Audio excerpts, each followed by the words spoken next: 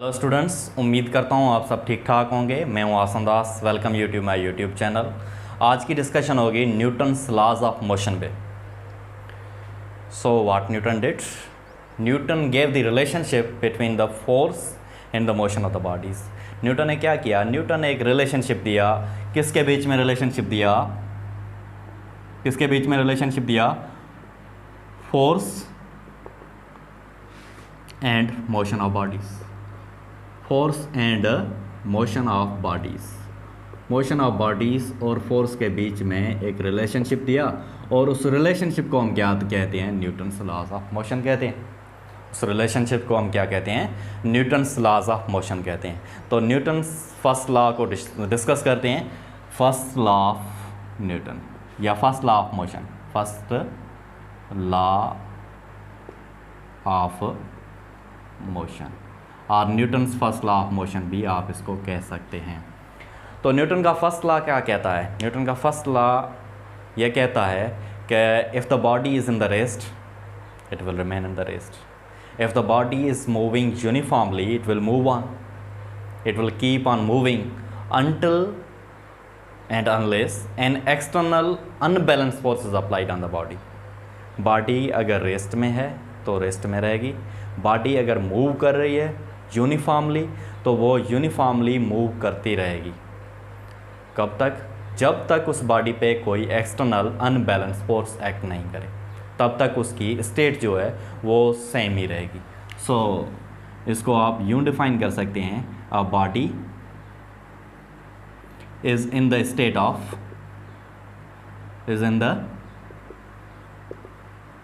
state of rest it will remain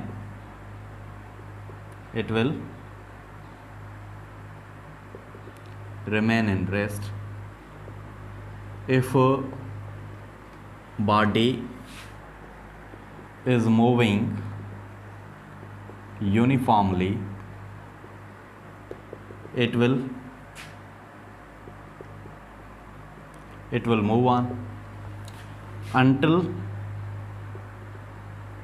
and unless an external unbalanced force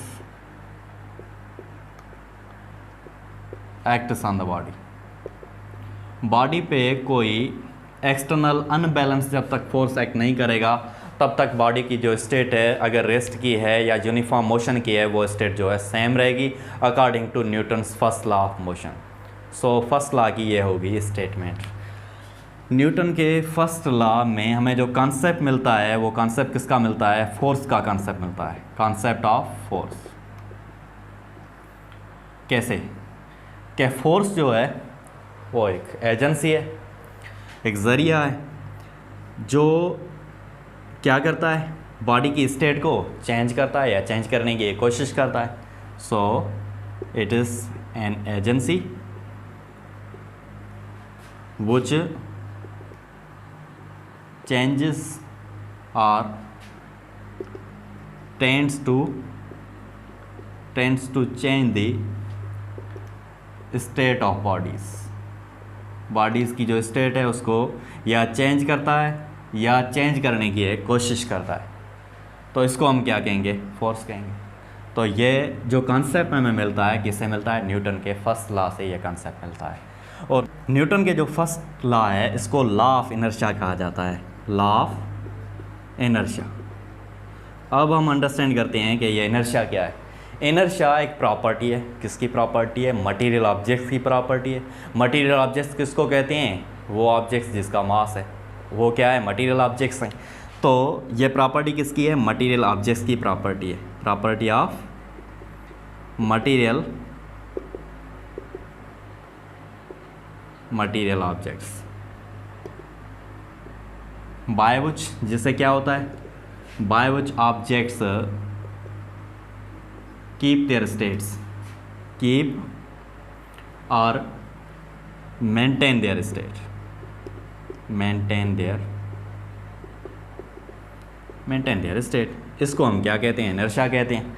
तो inertia क्या है, property है, material objects की एक प्रॉपर्टी है जिससे जो है ऑब्जेक्ट्स जो है अपनी स्टेट को क्या करती है, मेंटेन करती है। Or resist to change their state, अपनी जो पोजीशन है, अपनी जो स्टेट है उसको चेंज होने से क्या करती है, रेजिस्ट करती है। तो इसको हम क्या कहते हैं, resist, objects resist to change their state.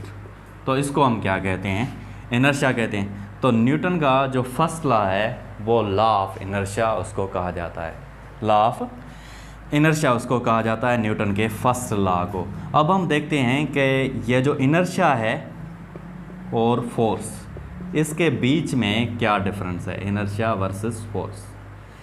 Inertia क्या करती है, बॉडीज़ की स्टेट को मेंटेन करती है, और फोर्स क्या करता है, बॉडीज़ की स्टेट को सिंपली चेंज करता है। और चेंज अगर नहीं कर सकता है तो कोशिश करता है चेंज करने की। So inertia maintains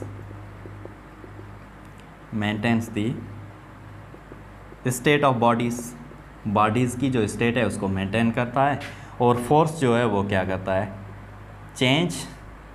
changes or tends to change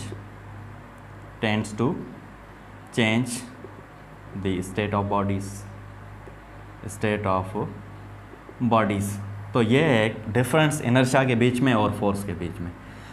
अब हम देखते हैं कि इसके एग्जाम्पल कौन से हैं, न्यूटन्स फर्स्ट लॉ के एग्जाम्पल्स।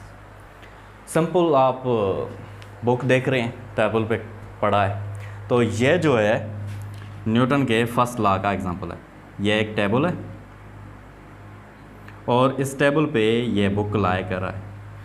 तो क्या होता है जब ये बुक लाई कर रहा है रेस्ट की कंडीशन में। क्यों रेस्ट की कंडीशन में, क्योंकि इस बुक पे दो फोर्स एक्ट करे हैं, एक वेट फोर्स जिसकी डायरेक्शन डाउनवर्ड होगी, और सेम मैग्नीट्यूड का अपोजिट डायरेक्शन में फोर्स एक्ट करेगा जिसको हम क्या कहेंगे, नॉर्मल फोर्स और रिएक्शन फोर्स कहेंगे, नॉर्मल फोर्स और रिएक्शन फोर्स। अब क्या होता है, इन दोनों फोर्स का मैग्नीट्यूड जो है वो इक्वल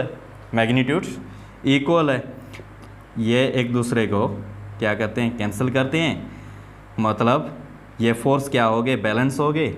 नतीजा क्या निकलेगा, ये बॉडी रेस्ट में रहेगी। कब तक रहेगी, जब तक इस पे ये दोनों फोर्स आपस में क्या हैं, इक्वल हैं। अगर दूसरा कोई एक्सटर्नल अनबैलेंस फोर्स दूसरा कोई फोर्स इस पे एक्ट करता है जो इसका फोर्सेस का जो बैलेंस है इसको बिगाड़ देता है, तो फिर क्या होगा, यह जो बुक है ये अपनी स्टेट को क्या करेगा, चेंज करेगा। यह बुक क्या करेगा, अपनी स्टेट को चेंज करेगा। लेकिन अगर दो फोर्सेस इक्वल हैं, weight force and normal reaction force, then this book will lie on the table. अब दूसरा ये देखो, ये दोनों फोर्सेस आपस में कैंसिल हो जाएंगे, तो सम ऑफ फोर्सेस किसके इक्वल होगा, 0 के इक्वल होगा। और इसको हम क्या कहेंगे, स्टैटिक इक्विलिब्रियम भी कह सकते हैं। क्या कहेंगे इसको, स्टैटिक इक्विलिब्रियम। और न्यूटन के फर्स्ट लॉ को लॉ ऑफ इक्विलिब्रियम भी कहा जा सकता है, इसको हम आगे डिस्कस करेंगे। और अगर ये बॉडी है यूनिफॉर्मली मूव कर रही है, यूनिफॉर्मली क्या कर रही है, मूव कर रही है, तो यूनिफॉर्मली अगर मूव कर रही है तो इस पे क्या होगा, एक इसका इंजन है, तो इंजन का एक फोर्स होगा, और ये टायर्स हैं, टायर के बीच में और रोड के सरफेस है, इनके बीच में एक फोर्स होगा जिसको हम क्या कहेंगे, फ्रिक्शनल फोर्स कहेंगे। इंजन इसका फॉरवर्ड डायरेक्शन में इसको फोर्स लगेगा इंजन की, और ये जो फोर्स फ्रिक्शनल फोर्स है ये बैकवर्ड डायरेक्शन में लगेगा। ये दोनों फोर्सेस आपस में क्या है, अगर इक्वल हैं तो ये बॉडी जो है यूनिफॉर्मली मूव करती रहेगी।